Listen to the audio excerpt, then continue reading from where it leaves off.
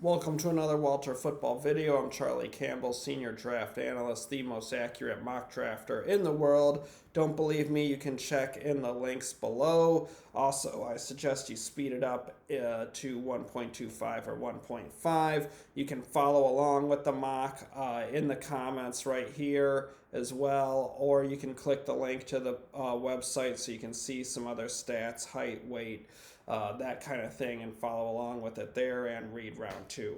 So anyways, let's get into this week's mock draft. All right, first overall, I have the Texans taking Bryce Young, quarterback from Alabama. Houston needs a franchise quarterback. Bryce Young would be definitely a huge upgrade for them. I think he's going to be a good NFL quarterback. The only concern is the size. Can he hold up? But he definitely has big playability. It's excellent instincts, very accurate, will be a really good quarterback as long as he doesn't get hurt. Second overall, I have the Bears taking Will Anderson, edge rusher from Alabama. Robert Quinn's gone. Khalil Mack is gone. The Bears need an edge rusher. They need a big-time presence to lead that defense and create some pressure on the quarterback. Anderson be a nice fit there for Chicago. Third overall, I have the Seahawks taking Jalen Carter, defensive tackle from Georgia. Obviously, Seattle has needed some help defensively up front. They've had an inconsistency in terms of pass rush and run defense this season. Carter would help them in both regards, be an interior disruptor. And I think with his character issues, that won't scare off Seattle. They've been willing to take guys that had some character concerns in the past.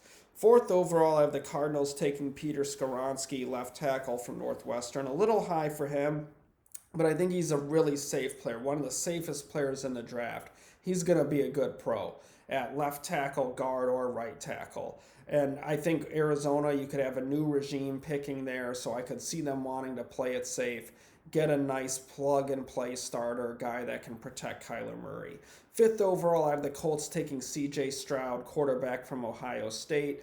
Big knock on Stroud is the lack of kind of ability to ad-lib, make plays off script, use his mobility as a weapon. He's just doesn't attack defenses on the ground very much, is preferential to be a pocket passer. But I don't think that'll bother the Colts. If you look at the quarterbacks that Chris Ballard has brought in, whether it was Phillip Rivers, Carson Wentz, or Matt Ryan, these are all pocket passers. And these are guys that, while Wentz has some mobility, he's not Lamar Jackson or anything like that. So I could see the Colts being okay with Stroud being a pocket passer, and Stroud has big-time arm talent, very accurate, can really throw the hell out of the football. So I could see them liking him in terms of that play-action game with Michael Pittman and Alec Pierce and playing off Jonathan Taylor. Sixth overall, I have the Falcons taking Myles Murphy, edge rusher from Clemson. Obviously, Atlanta needs to ramp up the pass rush. They took Arnold Ebiketie last year in the second round. I think that he could turn into a good player, but they need an end to go with them, and Murphy would be a plug-and-play upgrade for Atlanta. Seventh overall, I have the Lions taking Bijan Robinson, running back from Texas. This is great value for Houston, in my opinion, and I know from other scouts and other team sources, Bijan Robinson's the best player in this draft.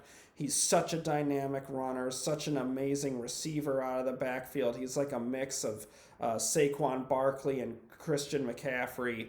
And with that Lions offensive line, he could be a devastating runner, could really help out Jared Goff. And Jared Goff, we've seen, went to a Super Bowl with a good defense, and Todd Gurley helping to do the heavy lifting. So I could see that being the case.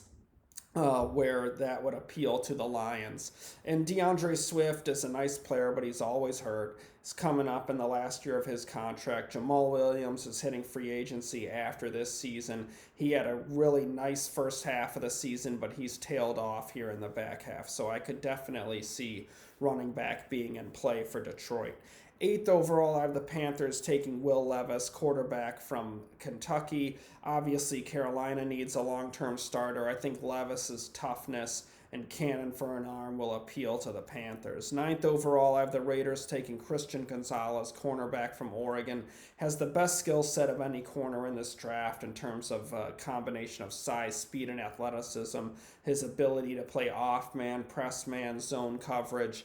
Other cornerbacks in this draft don't have that well-rounded skill set that Christian Gonzalez does. And the Raiders need a plug-and-play starter badly at cornerback, and Gonzalez could be that. 10th overall, I have the Eagles taking Tyree Wilson, edge rusher from Texas Tech. Obviously, Brandon Graham is aging. Robert Quinn was brought in, but he's nearing the end of his career. So here's some more youth at edge rusher, and the Eagles always prioritize defensive line talent in the first round. So I could see Wilson or Miles Murphy or some of Jared Verse, whoever, the way the board shakes out and where this pick ends up, I could see those guys being definite candidates for Philadelphia. 11th overall, I have the Texans taking Quentin Johnston, wide receiver from TCU. They need a number one receiver for Bryce Young, and I think Johnston would be an immediate upgrade for them. He's got size, speed, athleticism, really huge upside, and really good character, hard worker. So I think that's a great fit for a rebuilding franchise. 12th overall, I have Seattle taking Isaiah Foskey, defensive end from Notre Dame. More defensive line talent for the Seahawks. Pair him with Jalen Carter. Now you have two really talented young defensive linemen to go after quarterbacks and stuff the run, give them more size and physicality up front as well. 13th overall, I have the Titans taking Paris Johnson, left tackle from Ohio State. They could start him off at guard or right tackle, and then in a few years when Taylor Lewan is too expensive or is just declining play or gets injured again, they have a left tackle candidate in Johnson that they can kick over there.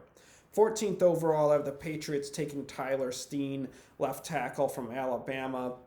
Really experienced football player, was a 3-year starter at Vanderbilt before transferring to Alabama. Good size, good weight, good strength. I think he could be a really nice player in the NFL. And the Patriots have Isaiah Wynn coming up towards free agency now, and they could use a long-term starter there at left tackle.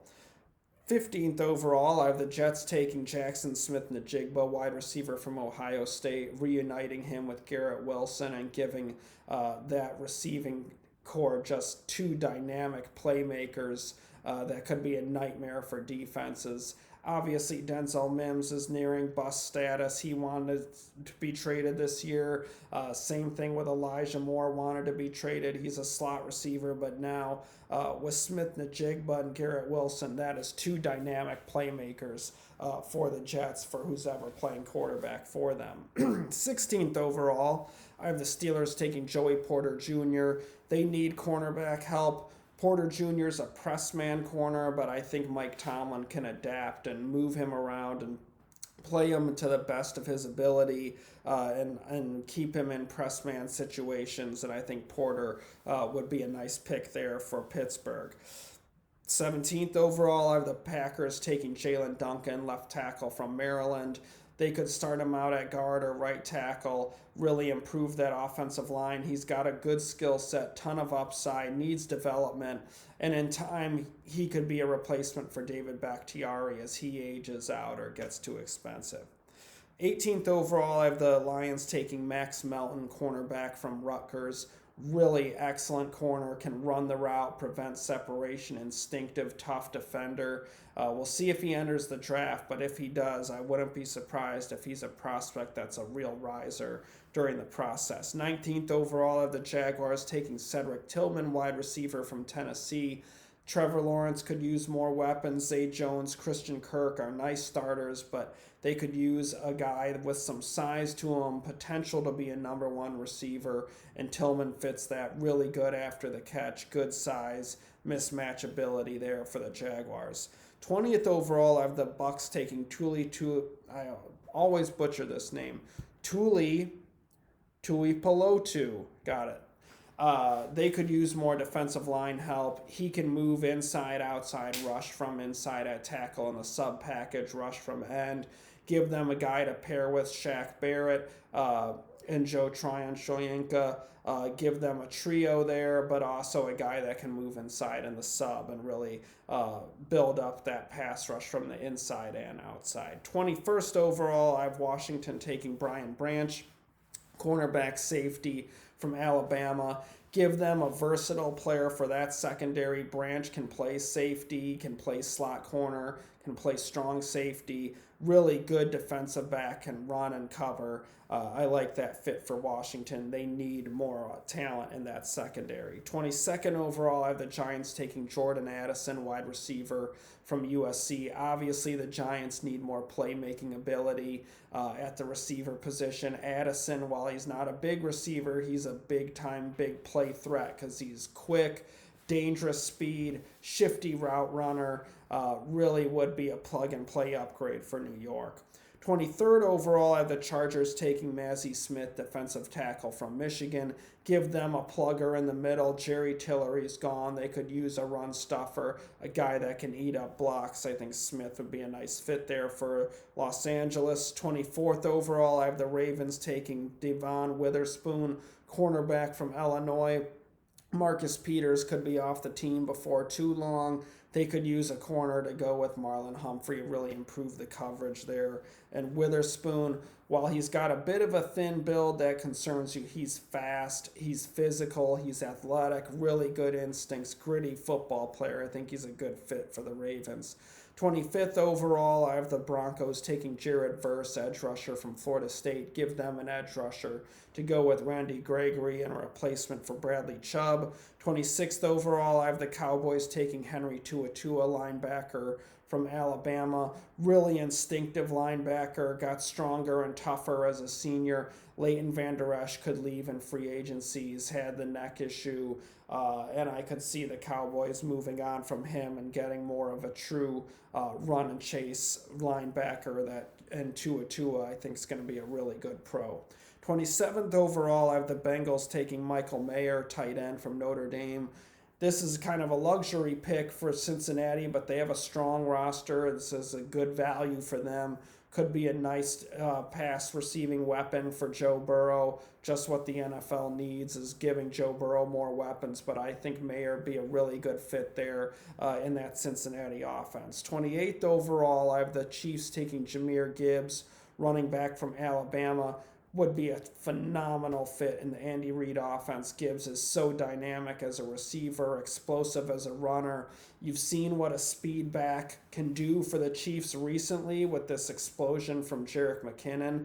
But he's a veteran, not a long-term starter, hitting free agency anyway. But Gibbs could be a dynamic playmaker in that Chiefs offense. That would be fun to watch. And he'd be a really good value for them at 28th overall. 29th overall, I have the Vikings taking Devondre Sweat, defensive tackle from Texas. Give them a big interior defensive lineman, a guy that can stuff the run and push the pocket. I think he'd be a good fit there for Minnesota. 30th overall, I have the Bills taking Jack Campbell, linebacker from Iowa. Really instinctive player. Big linebacker, plays with good leverage though, can make some plays in coverage, also is just a good run defender. Think he'd be a good fit there in Buffalo. And Tremaine Edmonds entering free agency, and they signed Matt Milano. I could see money-wise where they might let Edmonds go and then replace him in the draft.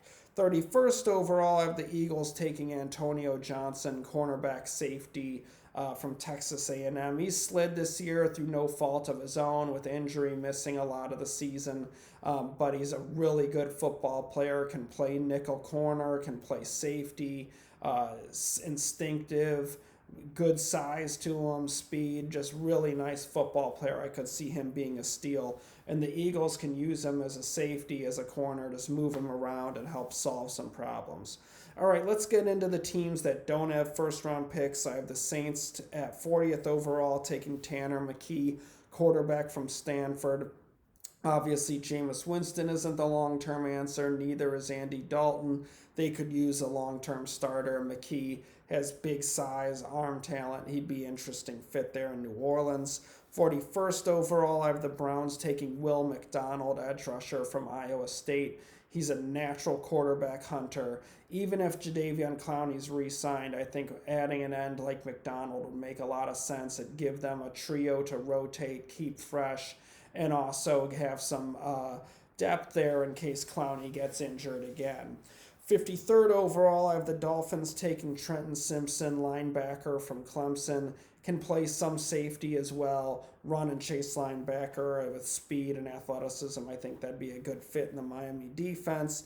And then lastly, we have the 49ers picking on day 3. I have them taking Brenton Cox, edge rusher from Florida.